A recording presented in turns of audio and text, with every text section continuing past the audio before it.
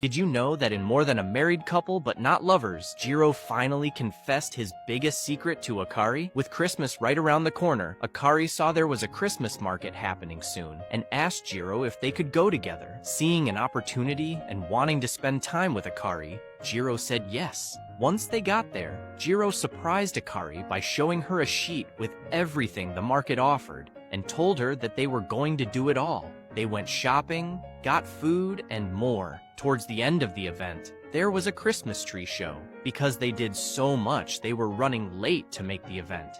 But Jiro knew he couldn't miss it. He grabbed Akari's hand and the two of them rushed towards the show. They made it just in time for the music to start. And that's when Jiro took up the opportunity he saw when she invited him to the market. Looking up at the giant Christmas tree, Jiro hugged Akari close and told her his secret, that he was in love with her. How would you confess to Akari? Did you know that in Mushoku Tensei, Rudeus and Orsted had a rematch against each other? Last time the two of them faced off, Orsted practically unalived Rudeus, but that was still when Rudeus was a kid, so how did he do in their rematch? During this time, Rudeus had recently found out that the man-god was actually an enemy to him and a threat to his family. Because of this, Rudeus begged the man-god to leave his family alone, and he was given one way to achieve that, which was unaliving Orsted. So, with the help of the man-god, Rudeus prepared for his fight, creating magic battle armor that gave him offensive and defensive abilities that was comparable to the 7 great powers. And the armor was also equipped with a stone cannon machine gun and a magic absorption stone he got from the Hydra. Then, thanks to Nanahoshi, Rudeus was able to lure Orsted out to a deserted village. And once Orsted arrived, Rudeus launched a surprise attack by striking him with a king-level lightning spell. This was followed up by a barrage of stone cannons and other attacks from a distance, and they actually managed to injure Orsted, and he was forced to draw his sword. But he quickly closed the distance between them, and the fight began to go south. It got to the point where Rudeus was laying on the ground at Orsted's feet, basically defeated, and his hair had turned white from using all of his mana. And he started explaining his entire situation and begged Orsted to leave the man-god alone and to spare his family. But Orsted didn't listen, and he went in for a final blow, but something happened. Did you know that in Re:Zero, the kingdom of Lugunica had to enact a law specifically for Reinhard because of what he did as a child? When Reinhard was a kid, he actually used to have a very good relationship with his dad. They had such a good relationship that Reinhard would try to help his dad by any means necessary, sometimes even using his divine protections to help his cause. However, one time he used the divine protection of mind changing to help his dad, and that divine protection was considered to be extremely dangerous and forbidden to use.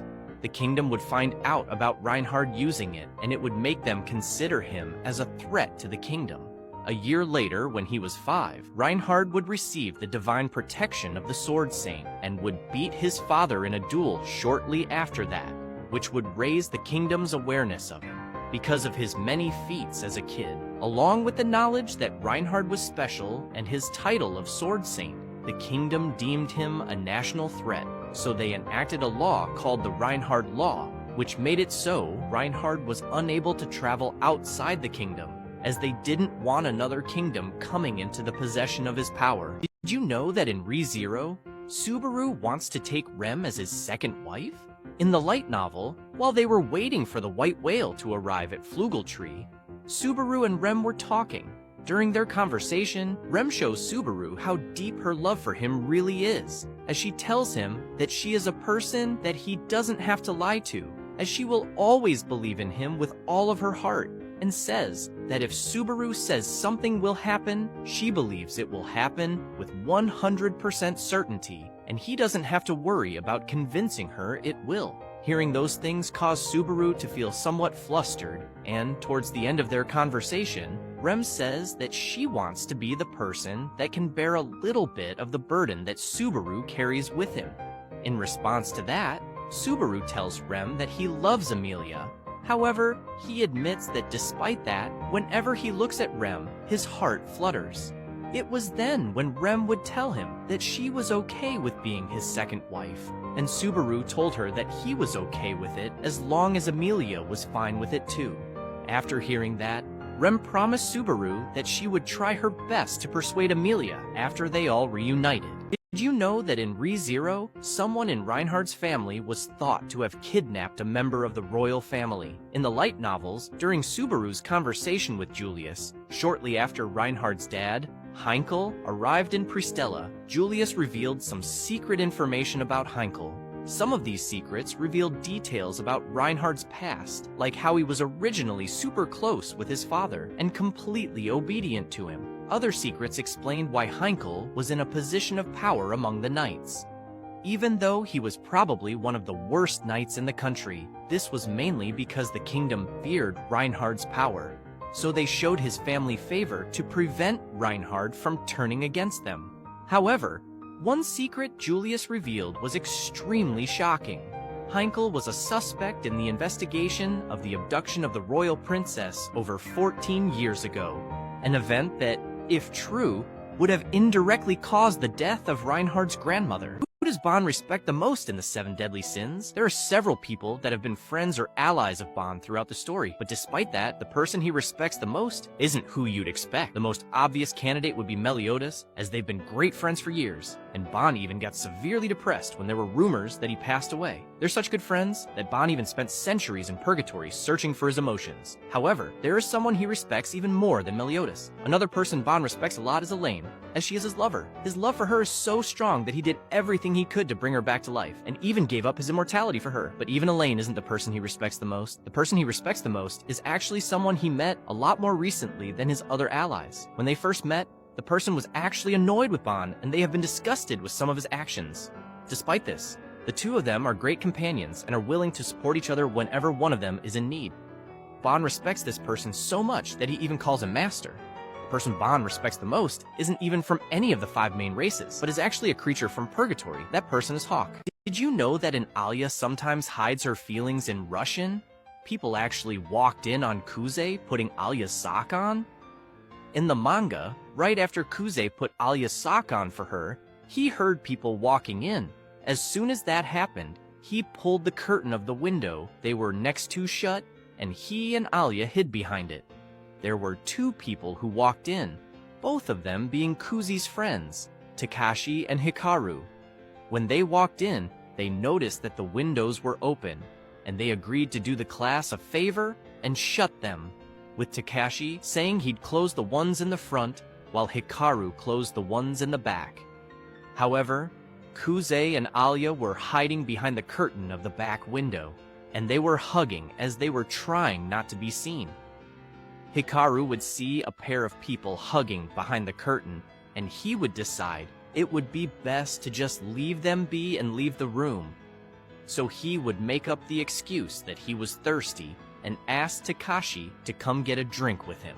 Luckily for Kuze, Hikaru never found out it was him behind the curtain hugging Alia.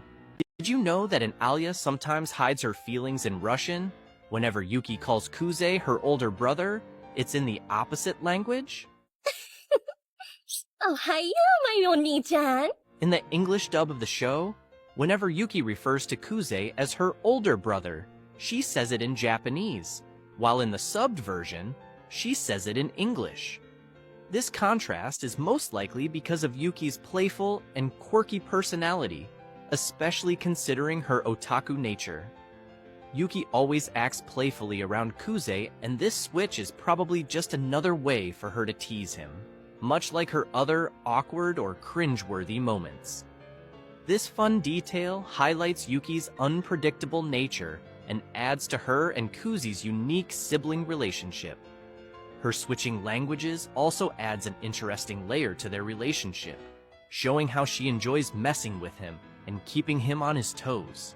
Why did Ayano Koji let Nanase come with him during the island exam in Classroom of the Elite? He originally decided to take on the island exam alone, and when he had the opportunity to work with his classmates, he decided not to. But when Nanase asked to join him, he let her come with him. We know that a major reason he didn't join his classmates and went at it alone is because he knew that others would slow him down. And he even gave the same argument to Nanase when she asked to join him. But after she persisted, he let her join him, even when he still could have declined. And we do see it kind of hold him back later, as he was unable to go back to the starting area for more water because he was with her. Despite this, it's important to mention that Nanase is really athletic, with Ayano Koji thinking she could shortly move up to an A on her physical OAA score from her already high B+, so she wouldn't hold him back nearly as much as others. However, I don't think that would be enough to sway Ayano Koji's opinion, and there are other factors besides physical strength that can cause her to hold him back. Instead, I think he decided to let her join him because he's suspicious of her, as she has the special exam to expel him and she could be a potential White Room student, so by keeping her close, he can monitor her and keep himself safe.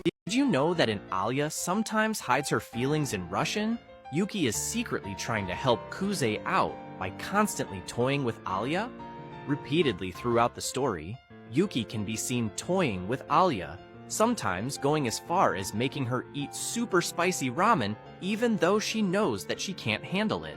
However, when Yuki confirms that Alia has feelings for Kuze, she starts pretending to be a romantic rival, as she tells Alia that she loves Kuze, and even claims that she loves him even more than she loves her own parents.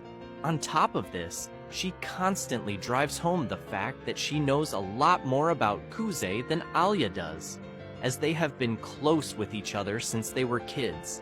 Despite all her teasing, Yuki was actually doing all of this in hopes that it would push Alia to try and become even closer with Kuze, as Yuki actually wanted the two of them to end up together. In fact, she sometimes puts the two of them in situations with the hidden motive of making the two of them become closer with each other, such as the time where she sent Alia to Kuze's house so that she could take care of him while he was sick.